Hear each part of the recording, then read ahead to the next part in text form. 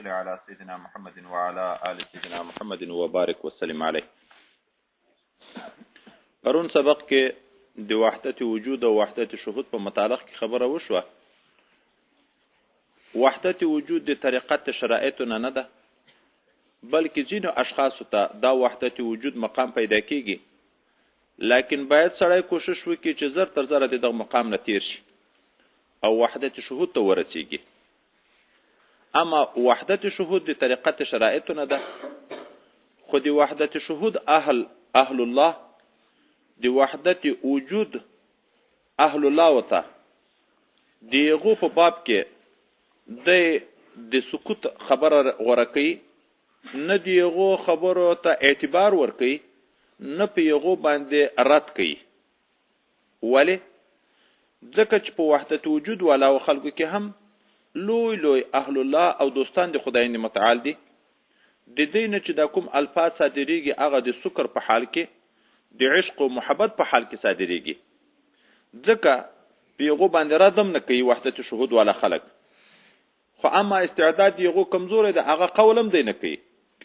حضرت مجدد سے وی نه این کار میکنیم، نه دغه کار کم چې قائل په وحدت وجود باندې شم، و نه انکار میکنیم. انکار فرق ده، او نه انکار کم د دغه خبرونه. حضرت مجدد صاحب مخکې تر نقشبندی نه د خپل قبلګاه مبارک نه په چستیا یا قدریه کې چې مرید و، د تم په هغه وخت کې دغه مقام د وحدت وجود پیدا شوی و. خو چې کله د حضرت خواجه باقبلا صاحب نه په نقشبندیه طریقه کې مرید شو، نو په حال د وحدت شهود مقام ته ورسید او عروج وکړ. نو دواړه حالات که د وحدت وجود دي که د وحدت شهود دي د ته ښه معلوم دي. نو ځکه دی د یغو په باب کې داسې الفاظ وی چې نه انکار میکنیم و نه انکار میکنیم، نه هغه کار کوم او نه په دی باندې انکار کوم. بل خبر وجودیه د ممکناتو د وجود خارجي نه منکر دي. دی وی چې ممکنات وجود مستقل نه لري، دا صرف ظهورات الله تعالی دي. لکه په آینه کې چې د سړي عکس ول دی شي، نو دا د انسان ظهور د پیغه آینه کې داسې نه ده چې په آینه کې دغه انسان مستقل وجود راغی. دغه انسان ظهور په چا کې وشو؟ په آینه کې وشو. ولې دی دا خبره کې؟ ځکه د خدای پاک د نور صفاتو په شکل باندې دا وجودم یو صفت کمال د خدای پاک ده. د الله سره نه لکه ځکه نه په ذات کې شریک شته او نه په صفاتو کې شریک شته. لکه په نورو صفاتو کې چې د الله سره شریک نشته، نو په دا صفت وجود کې هم شریک نشته. او علما د علم ظاهر بیا هغه ممکناتو ته مستقل وجود ورکوي، په وجود خارجي قائل دي، او دوی وایي چې د تکلیف مدار په وجود خارجي باندې د انسانان مکلف دي. خدای پاک په دې باندې اعمال لازم کړي او د ګناو نه منې کړي، دیغو په نتیجه کې دوی ته جنت او جهنم حاصلېږي. نو دغه تکلیف په الته دوی ته ورکول کېږي چې دوی خو یو وجود خارجي ولري. که داسې چې دوی په خپله مستقل وجود ونه لري، بیا مکلف کېږي څرنګه؟ حضرت مجدد صاحب بین قول کې نه داسې وایي لکه وجودیات چې د ممکناتو د وجود نه بالکل انکار کی، صرف ظهوري بولی، او نه داسې وایي لکه علماء د علم ظاهر چې ممکناتو مستقل وجود خارجي ده، بلکې دی وایي چې ممکنات چې دي د خدای پاک سره خو په صفت کمال کې چې وجود د شریک نه دي، لکه د وجودیه او چې کومه خبر دلیل ده. خو داسې هم نشو کولای چې صرف هغه ظهور باندې قول وکړو چې نفس د دې ظهور ده، ولې بیا خو نو مکلف کېږي نه. نو لہذا دی وایي چې د ممکناتو وجود زویلی ده، یو وجود خارجي ده، یو وجود زویلی ده، یو وجود وهمی ده. لکه وجودیه چې په قائل دي چې صرف ظهور ده، لکه د آینه کې چې عکس لیدای شي، دا په د مابین کې حال ده. ممکنات موجود دي خو په وجود زویلی سره. دا نفس وجود ولی ورته وایي؟ ځکه چې دایم د علماو د ظاهر په شکل وایي چې ممکنات چې مکلف دي نو څه وجود به خامخا لري، چې وجود ونه لري بیا مکلف کیږي څرنګه؟ نو دی مکلف د دغه زویلي وجود په حیثیت باندې دی.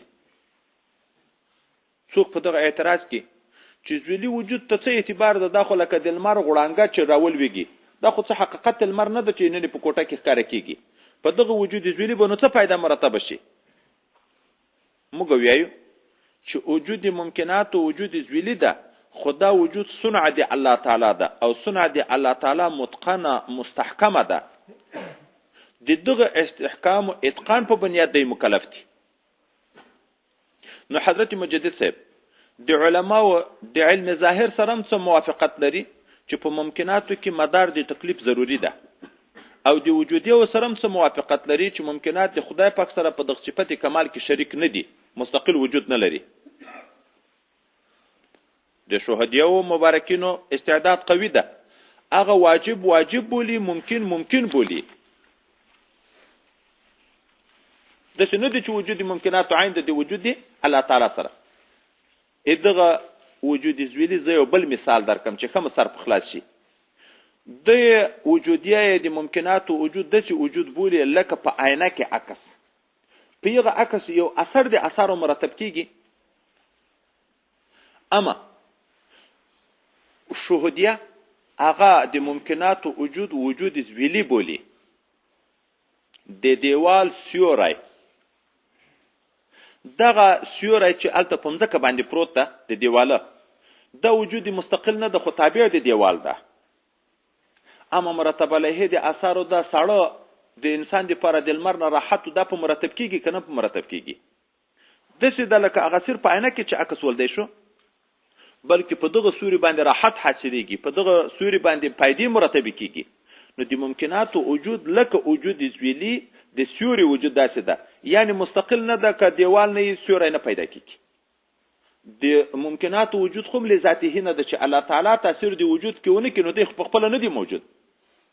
اما وجود داسې ده چې مرتب علیه د اثارو ګرځي، مدار د تکلیف ګرځیدای شي، لکه په دغه سوري چې هغه ظاهره راحت انسان ته پیدا کیږي، دغه انسان په وجود هم دغه اثر مرتب کیږي. خو چې کله دغه انسان په کامله تسبیح او تزکیه سره د کمال وشي، نو بیا هغه د عالم امر د خدای پاک د ذاتی تجلیاتو مظهر وګرځي، او عالم خلق د خدای پاک د صفاتی تجلیاتو مظهر وګرځي. هغه مخکنی عالم امر او عالم خلق د لباس او د پوخ غوندې حیثیت پیدا کی. اما د دوی مقام د وجودیه او تر مقام ډیر فوق ده، ځکه د ممکن او واجب ترمنځ تمیز کولای شي شهودیه او وجودیه چې د هغه تمیز نشي کولای. نو ځکه هغه ما سوا د خدای متعال نه د نور ټول شیان نه پېکوي چې بالکل وجود نه لري. مجدد صاحب یې چې د موږ د دوی په قول عقیده هم نه لرو او بد هم نه ورته ویایو. ولې بد نه ورته ویایو؟ ځکه چې په دوی کې مسلمانان بلکې ډیر لوی اشخاص دي چې دیغو لوی اشخاصو نه دغه الفاظ صادر شوي دي. مثلا فرعون هم دا ویلي انا ربکم الاعلى، منصور حلاج هم ویلي انا الحق. خو د دغه دوه خبرو ډیر فرق ده. فرعون په د خبره کافر ده، ولې ځان ته نسبت کوي چې زه خدای یم، او منصور حلاج چې انا الحق ویلي یغه ځان ته نه، هغه د باطن چې معمور شوی او په تجلیات ذاتیه او د خدای پاک، او عالم خلق چې معمور شوی او په تجلیات صفاتیه او د خدای متعال، یغه تجلیات په ځان کې لیدو یغه ته اشاره کوله انا الحق ویلي. خپل ځان باندې د خدای قول نه کوه. ولې؟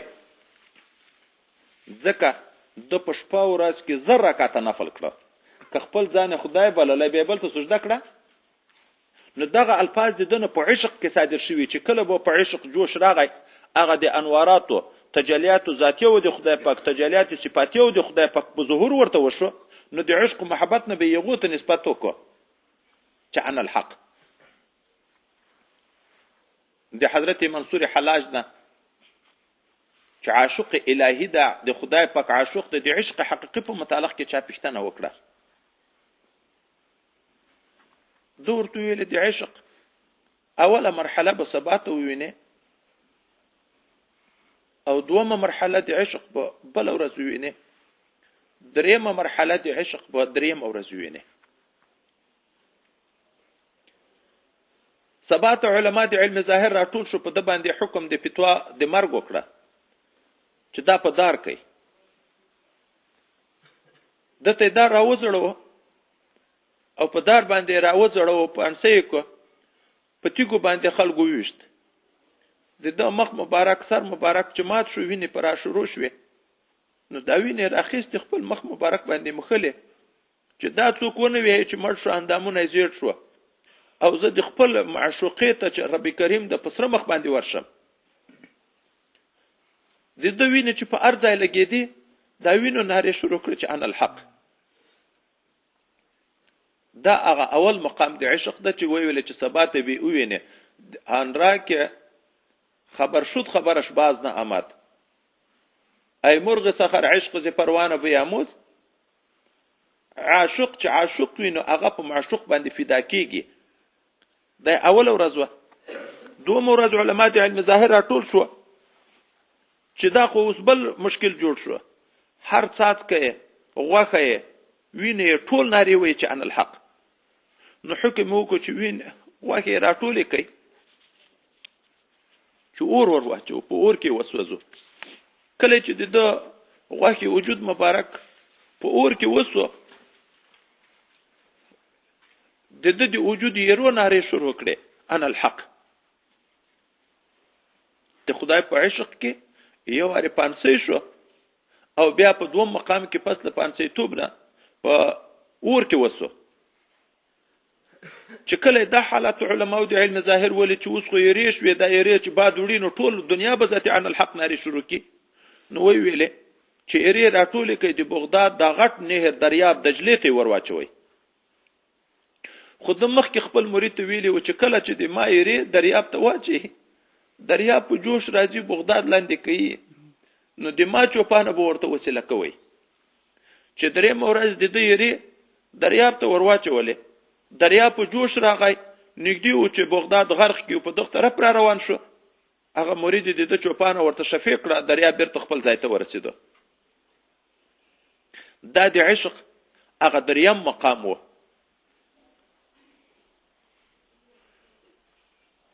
کله چې خلکو څنګه وو علامه شبلی رحمت الله علیه چې یو لوی بزرګو د علماو د فتوا د وجه نه چې دوی فتوا کړې د څنګهارولو نور خلکو په تیګو وشت د په ګول باندې وشت د چې وشت منصور حلاج نارې کړې چې تر ټولو تیګو د تا په ګول باندې زه ډیر خو دردمن شو ځکه ته خو صاحب دی باطن یې د ما په کیفیت پوهې چې زه چې نارې وایم د ان الحق دا ځان ته ویم که هغه د خدای په قانوناتو ته نسبت کوم.